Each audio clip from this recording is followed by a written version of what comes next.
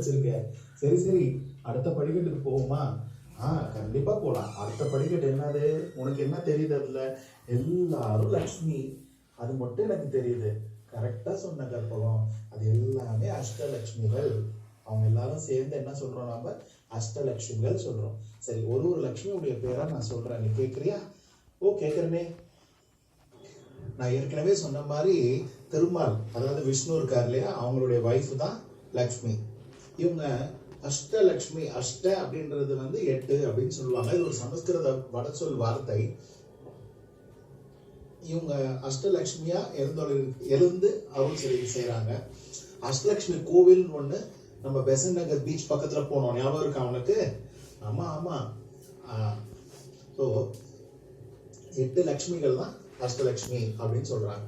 முதல் லட்சுமி பேர் ஆதி லட்சுமி, நோய் நொடி உற்ற உடல் நலம் பெறுதல் அப்படின்னு சொல்றது. ரெண்டாவது தானிய லட்சுமி, உணவு தானியங்கள் தாராளமாக நமக்கு கிடைச்சி பசிப்பினி இல்லாம நம்ம இருக்கிறதுக்கு பேர் தானிய லட்சுமி. அடுத்தது தைரிய லட்சுமி, வாழ்வில் ஏற்படும் எத்தகைய இடர்பாடுகளையும் எதிர்கொண்டு சமாளிக்க தைரியமா இருக்கிறதுக்கு, அந்த தைரியத்தை பெறுவதற்கு தைரிய லட்சுமி. அடுத்தது கஜலட்சுமி. ஆமா ஆமா, யானை 2 பக்கமும் இருக்கே, எனக்கு தெரியும் இது கஜலட்சுமின்னு. கஜனா யானைன்னு உனக்கு தெரியுமா? தெரியும் தெரியும், அம்மா சொல்லி கொடுத்துருக்காங்க. வாழ்வில் அனைத்து நற்பாக்கியங்களையும் பெறுவதற்கு கஜலட்சுமி. அடுத்தது சந்தான லட்சுமி, குழந்தை வச்சிருக்காங்க இல்லையா, அவங்கதான் சந்தான லட்சுமி. அடுத்தது யாரு? விஜயலட்சுமி, கை கொண்ட நற்காரியங்களை வெற்றி ஈட்டல். எல்லா நல்ல காரியமும் அதுல வெற்றி பெறுவதற்காக, அந்த நல்ல காரியங்களை செய்யும் போது நமக்கு வெற்றி அடைவதற்காக விஜயலட்சுமிய நாம கும்பிடுறோம்.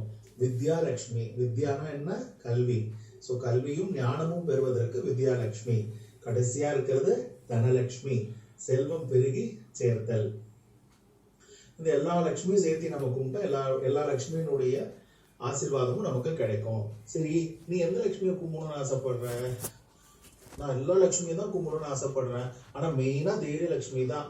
நமக்கு தைரியம் இருந்துச்சுன்னா எல்லா லட்சுமியும் நம்ம பின்னாடியே வந்துருவாங்கன்னு நான் யாரோ சொல்லி கேட்டிருக்கேன். கரெக்ட் தானே ஜோக்கர்? சூப்பரா சொன்ன பாப்பா.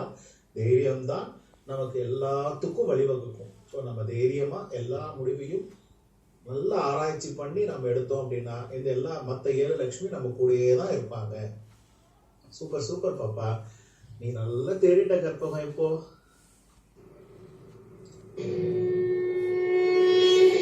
அகிலம் போற்றும் பாரதம்,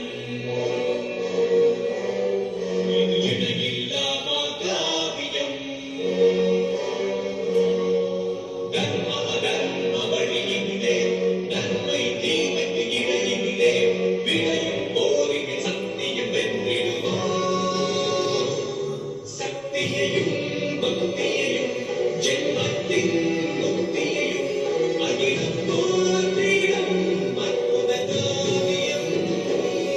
கிருஷ்ணனின் மகிமையும் கீதையின் பெருமையும் ஒன்றாக சங்கமிக்கும் புண்ணிய காவியம் மகாபாரதம்.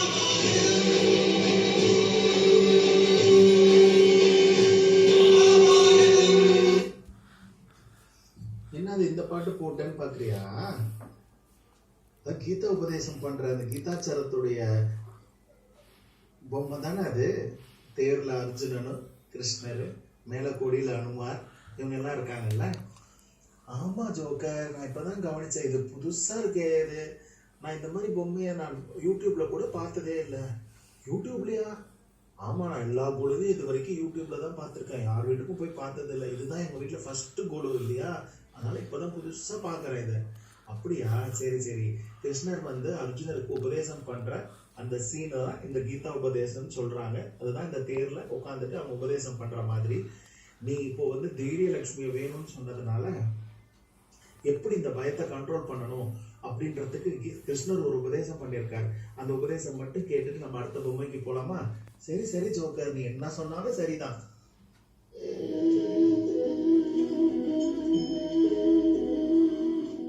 மனிதனுடைய மனதை ஆட்ட வைப்பது பயம்.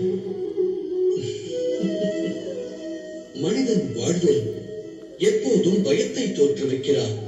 அனைவரும் வாழ்வில் ஒரு வழியை தேர்ந்தெடுப்பர். அந்த செயல் கூட மனபயத்தின் அறிகுறியே ஆகும்.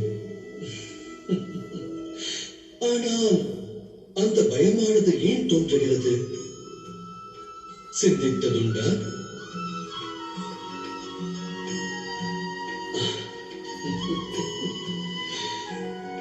பயத்தின் அர்த்தம் வருங்காலத்தை பற்றிய விபரீதமான கற்பனையே.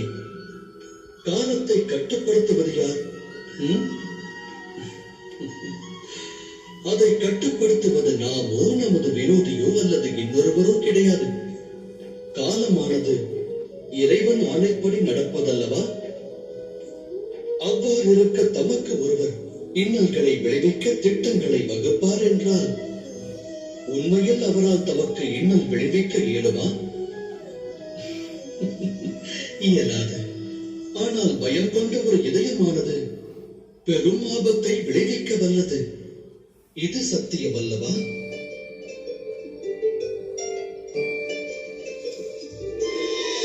விபரீத வேளையில் பயம் கொண்ட மனது தவறான முடிவை எடுக்கிறது. விபரீதத்தை அது மேலும் வினையாக்குகிறது. ஆனால் நம்பிக்கை கொண்ட மனமானது விபரீத வேளையையும் வெகு இலகுவாக வென்று காட்ட வல்லது. அதாவது மனிதன் தனது இதயத்தில் எந்த விபரீதம் நடக்கக்கூடாது என்று பயத்திற்கு இடமளிக்கிறானோ அது நடக்கிறது. இது உண்மை அல்லவா? சிந்தித்து செயலாற்றுங்கள். பயப்படாம தைரியமா நாம இருக்கணும். அதுதான் கிருஷ்ணர் சொல்றார். அடுத்தது யார் இருக்காங்க? அடுத்தது எழுவார்குழலியும் ஏகாம்பரநாதரும். அவங்க இங்க கல்யாணம் பண்ணிக்கிறாங்க சிவனை. பார்வதி சிவனை கல்யாணம் பண்ணிக்கிறாங்க காஞ்சிபுரத்துல. ஏகாம்பரநாதர்னு சொல்லுவாங்க அத. அவங்க 2 பேரும் இருக்காங்க. அதுக்கு அடுத்தது இருக்கிறது யார் தெரியுதா? பாண்டுரங்கரும் அவருடைய வைஃபும். பாண்டுரங்கர் சரி, பாண்டுரங்கருடைய வைஃப்னு சொல்றீங்களே, அது யாரு ஜோக்கர்? பாண்டுரங்கருடைய வைஃப் உனக்கு தெரியாதா? அது நீ தான் எப்ப பார்த்தாலும் கூகுள் சர்ச்ல எல்லாத்தையும் பார்த்துருவியே. கரெக்டு தான். பாண்டுரங்கர் பெருமாள் அப்படின்றது விஷ்ணுவுடைய இன்னொரு அவதாரம் தான் இந்த பாண்டுரங்கர். இந்த பாண்டுரங்கருடைய பேர் எப்படி ஃபர்ஸ்ட் வச்சிருக்காங்க அப்படின்னா விதோபா அப்படின்னு வச்சிருக்காங்க. விதோபா அப்படின்னா பாண்டுரங்கா அப்படின்னு கூப்பிடுவாங்க. பாண்டுரங்கருடைய வைஃப் அங்க பக்கத்துல இருக்கிறவங்க பேர் ருக்மணி தேவி. ஸோ இவங்க 2 பேர் தான் இதுல இங்க உங்களுக்கு நம்ம பாக்குற இந்த 2 இந்த ருக்மணின்றது தான் சத்யபாமா ராகி அப்படின்னு சொல்றது எல்லாமே. ஸோ அவங்க 2 பேர் இருக்காங்க. அதுக்கு பக்கத்துல இருக்கிறது தான் ராமர் பட்டாபிஷேகம் செட்டு. ஜோக்கர் ஒரு நிமிஷம், நம்ம மேல கூட ராமர் பார்த்தோம்ல, அதே தான், அவங்களே தான். இது ஹஸ்பண்ட் அண்ட் ஒய்ஃபா இருக்காங்க. ராமரும் சீத்தையுமாக வாழ்ந்திருக்காங்க. ராமர் சீத்தை பக்கத்துல 2 பேர் ஒன்று ஹனுமார், இன்னொன்று லக்ஷ்மணர். அவங்க இது 14 வருஷம் காட்டுக்கு போயிட்டு வந்ததுக்கு அப்புறமா ராமர் பட்டாபிஷேகம் அவர் ராஜாவா பொறுப்பேற்றுக்கிட்டதுக்கு அப்புறம் அந்த ஃபங்க்ஷன்ல எடுக்கிற போட்டோ அதுதான் இந்த ஸ்டாச்சுவா இருக்கு. ஓகே சூப்பரா சொன்னீங்க. அடுத்தது படிக்கட்டுக்கு போவோமா? அங்க பாரு, உன்னுடைய டிங்கு இருக்கு பாத்தியா? ஆமா டிங்கு அங்க என்ன பண்றான்? அவன் டிங்கு ஹனுமார் பக்கத்துல உட்காந்துருக்கான், அவ்வளவுதான். ஓ, அவங்க ஃபேமிலியா இருக்காங்களா? தெரியல எனக்கு. அவங்க ஃபேமிலியா இருக்காங்களா இல்ல கீழே பழம்லாம் இருக்கு அது சாப்பிட்றதுக்கு இருக்கிறாங்களான்னு எனக்கு தெரியல. நம்ம அடுத்த படிக்கட்டுக்கு போவோமா? போவோம். ஃபர்ஸ்ட் இருக்கிறவங்க புத்தா, அடுத்தது விவேகானந்தர், அதுக்கு அடுத்தது ராகவேந்திரர். உனக்கு ராகவேந்திரர் ஸ்லோகம் தெரியும் தானே? ஓ தெரியுமே, எங்க சொல்லு பார்ப்போம்.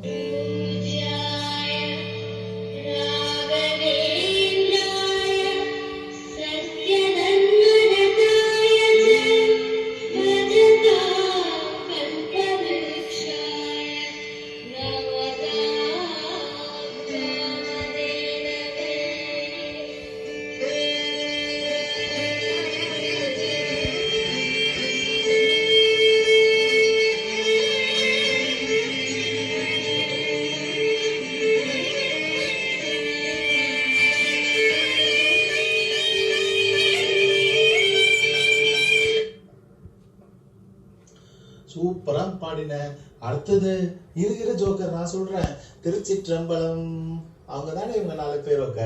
கரெக்ட் அவங்களே தான். கரெக்ட்.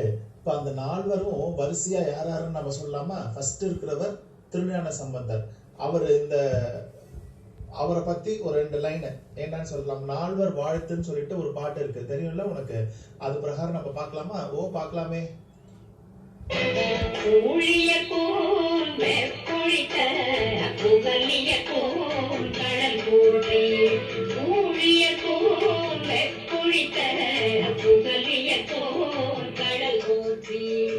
அடுத்தது யாரு? திருநாவுக்கரசர்.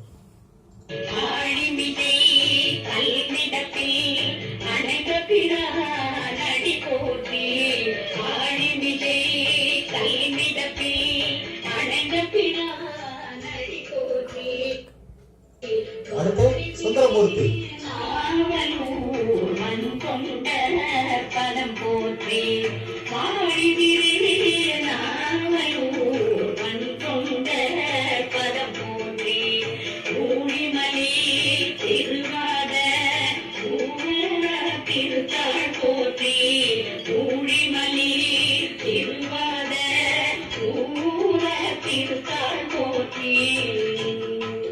கடைசியா யாரு? மாணிக்க வாசகர்.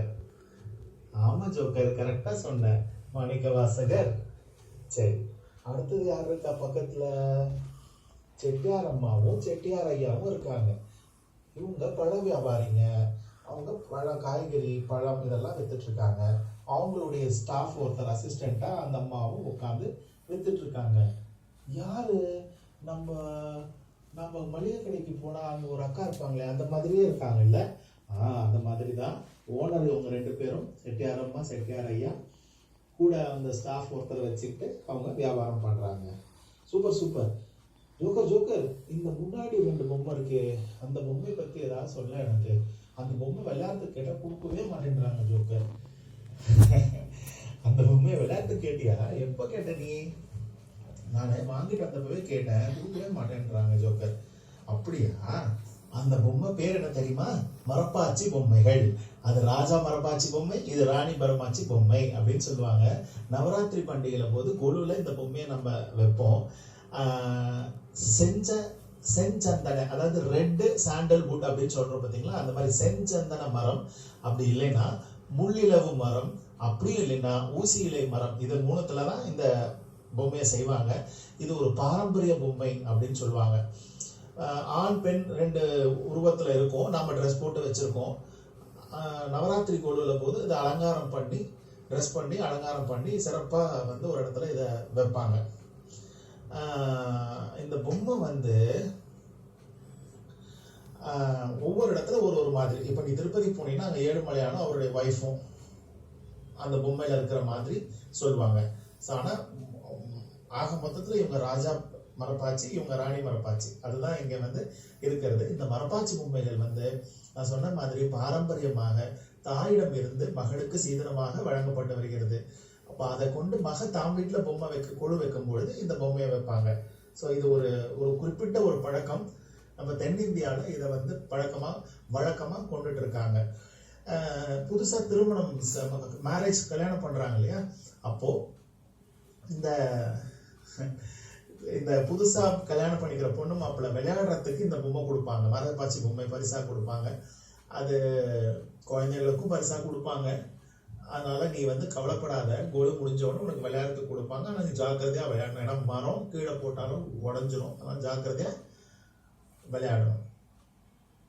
இதுல மருத்துவ குணம் இருக்கு. அதனால வாயில வந்து குழந்தைங்க ஏதாவது வாயில பட்டுருச்சுன்னா, வாயில அதை வச்சு சப்பிடுச்சுன்னா ஒன்றும் பிரச்சனை வராது. பல நன்மைகள் இந்த மரப்பாச்சி பொம்மையில இருக்கு. சரியா? இப்ப இந்த மரப்பாச்சி பொம்மை பத்தி தெரிஞ்சுக்கிட்டியா? ஹாப்பியா உனக்கு? ரொம்ப ஹாப்பி. பக்கத்துல யாரு இருக்கா தெரியுதா? நம்ம சந்துரு தாத்தா. அம்மா அம்மா மகா பெரியவா சந்திரசேகர சுவாமிகள். பெரியவான்னு நம்மலாம் சொல்லுவோம் இல்லையா? நம்ம இங்க சங்கர மடம், மணிமண்டபம் எல்லாம் போகுமே, அவர் தான் அது. அம்மா அம்மா அப்பாவுக்கு ரொம்ப பிடிக்கும். ரொம்ப இஷ்டமா அப்பா கும்பிடுவார். இவரை குருவா நினைச்சிட்டு கும்பிடுவார். ரொம்ப பிடிக்கும் அப்பாவுக்கு. சரி சரி, அப்பா இவரை பத்தின ஒரு பாட்டு ஒன்று அடிக்கடி அப்பாவும் அம்மாவும் பாடிட்டே இருப்பாங்களே, அது என்ன பாட்டு ஞாபகம் இருக்கா? கோடி ஜன்மம் நான் எடுப்பேன் முருகன் அருளிருந்தார். கோடி ஜன்மம் நான் எடுப்பேன் முருகன் அருளிருந்தார். கோடி ஜன்மம் நான் எடுப்பேன் முருகன் அருளிருந்தார். கோடி ஜன்மம் நான் எடுப்பேன் முருகன் அருளிருந்தார். உனக்குன்றே உனக்காக எனையாக்குவேன். உனக்குன்றே உனக்காக எனையாக்குவேன். உனக்குன்றே உனக்காக எனையாக்குவேன். உனக்குன்றே உனக்காக எனையாக்குவேன். நினைக்காத துன்பம் பல எனை வந்து சேரும்போது. நினைக்காத துன்பம் பல எனை வந்து சேரும்போது. நினைக்காத துன்பம் பல எனை வந்து சேரும்போது. நினைக்காத துன்பம் பல எனை வந்து சேரும்போது. உன்னை நினைத்தாலே அபயம் தரும் கரம் கிடைக்குமா? உன்னை நினைத்தாலே அபயம் தரும் கரம் கிடைக்குமா? உன்னை நினைத்தாலே அபயம் தரும் கரம் கிடைக்குமா? உன்னை நினைத்தாலே அபயம் தரும் கரம் கிடைக்குமா? விழி கிடைக்குமா? அபய கரம் கிடைக்குமா? விழி கிடைக்குமா? அபய கரம் கிடைக்குமா? குருநாதன் சரணத்தில் இடம் கிடைக்குமா? குருநாதன் சரணத்தில் இடம் கிடைக்குமா? சூப்பரா பாடின, வெரி குட். சரி சரி, அங்க பக்கத்துல ஸ்டூல்ல ஒண்ணு வச்சிருக்காங்களே, அது என்னதுன்னு சொல்லு. அங்க பாரு, உன் ஃப்ரெண்டு பாத்தியா? யார் தெரியுதா? ஆமா, இந்த குட்டி பையன் இங்க நிக்கிறான். அவன் தான் இதை பத்தி சொல்ல போறானா? ஆமா ஆமா, அவன் தான் சொல்றேன், பிடிவாதமா நிக்கிறான். சரி, இந்த பொம்மை நம்ம வேற எங்கேயோ பார்த்த ஞாபகம் உனக்கு இருக்கா? ஆமா ஆமா, நம்ம திருச்சிக்கு போயிருந்தப்போ மூணு கொம்புன்ற ஒரு இடத்துல நம்ம பார்த்தோமே, அந்த பொம்மை தானே இது. மூணு கொம்பு இல்ல, அதுக்கு பேரு முக்கம்பு. திருச்சியில முக்கம்புன்னு ஒரு இடத்துல இதை நம்ம பார்த்தோம். ஆமா, காக்கா பார்த்தோம். அந்த முனிவர் பேர் கூட ஏதோ சொன்னாங்களே, அகத்தியர் மாமுனி. அகத்தியர். இவர் விநாயகர். விநாயகர் தான் வந்து காக்கா ரூபத்துல வந்து அந்த அகத்தியருடைய கமண்டலத்தை தள்ளி விட்டு அது உள்ள இருக்கிற தண்ணியை வந்து ஓட விட்டாரு. அதுதான் காவேரி அப்படின்னு எனக்கு அம்மா சொன்ன ஞாபகம். ஆனா இது என்னன்னு எனக்கு தெரியலையே. எனக்கு இன்னும் முழு கதை ஞாபகம் வர மாட்டேன். ஜோக்கர், நீ சொல்ல. நான் சொல்ல மாட்டேன், அந்த குட்டி பையன் சொல்றேன்னு சொன்னான்ல, அவன்கிட்டயே கேட்போமா? ஓ, கேட்போமே.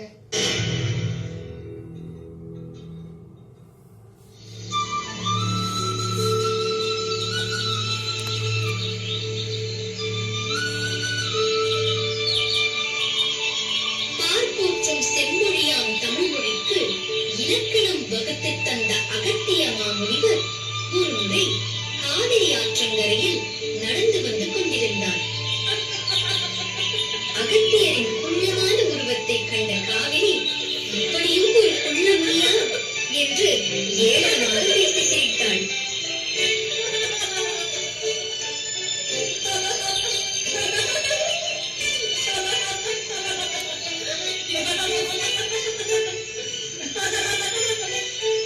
இதனால் கடும் கோபமுற்ற அகத்திய மாமுனிவர் காவிரியின் ஆணவத்தை அடக்க எண்ணி தன் கையில் வைத்திருந்த மண்டலத்தில் அவளை அடைத்தார். குட்டி பையா, காவேரின்றது அதுக்கப்புறம் வந்த பேரு. பட் அதுக்கு முன்னாடி அந்த நதிக்கு பேர் என்ன தெரியுமா? பொன்னி நதி. பொன்னி ஆத்தை தான் வந்து பொன்னி ஆறு. பொன்னி ஆறை தான் அப்புறம் காவேரின்னு பேர் மாத்தினாங்க. நீ பொன்னி நதினே பொன்னி ஆறுனே சொல்லு. பொன்னி தான் காவேரியா மாறி இருக்கு. ஸோ பொன்னி, காவேரி இல்லை. சரியா? ஆமாங்கா, எனக்கும் இப்பதான் ஞாபகம் வந்துச்சு. சரி சரி. இதனை கண்ட முனிவர் ஒருவர் தென்னகத்தை செழுமையாக வைத்திருக்க உதவும் காவிரியை தன் கமண்டலத்தில் அடைத்து விட்டாரே அகத்தியர்.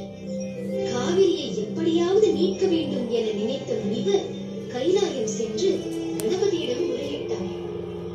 கவலைப்படாதீர்கள், அகத்தியரின் கமண்டலத்தில் இருந்து காவிரியை விடுவிக்க வேண்டும்.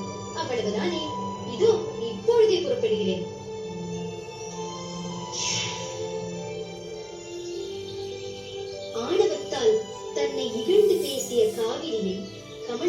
அடைத்த அகத்தியர் ஆழ்ந்த தியானத்தில் அமர்ந்திருந்தார்.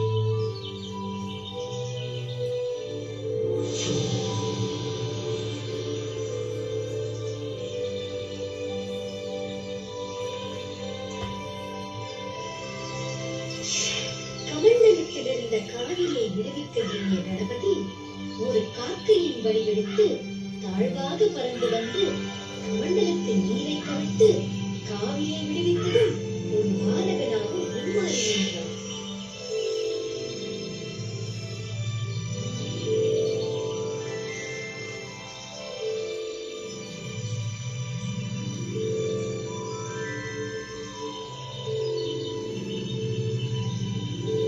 என் கமண்டலத்தில் இருந்து காவிரியை விடுவித்த சிறுவனே, உன்னை என்ன செய்கிறேன் பார்.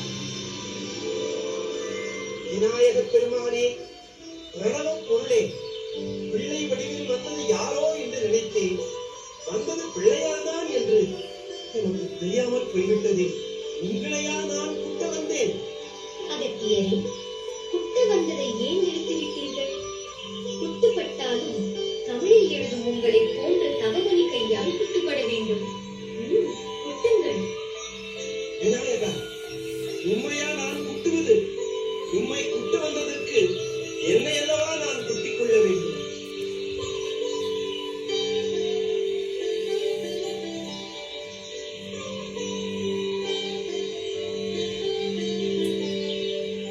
அகத்தியரே, நீ தவறேதும் செய்யவில்லை. உங்களால் தான் இன்று காவிரிக்கு புதிய பாதை கிடைத்துள்ளது. இன்று முதல் காவிரி தமிழகத்தின் தலையான நதியாக விளங்கும். ஓ, இதுக்காக தான் இப்ப தலையில குட்டிக்கிறாங்களா? தப்பு செஞ்சா பிள்ளையார் முன்னாடி நின்னு. எனக்கு இப்பதான் புரியுது குட்டி பையா. ஆனா நீ மறுபடியும் மறுபடியும் காவேரி காவேரினே சொல்ற.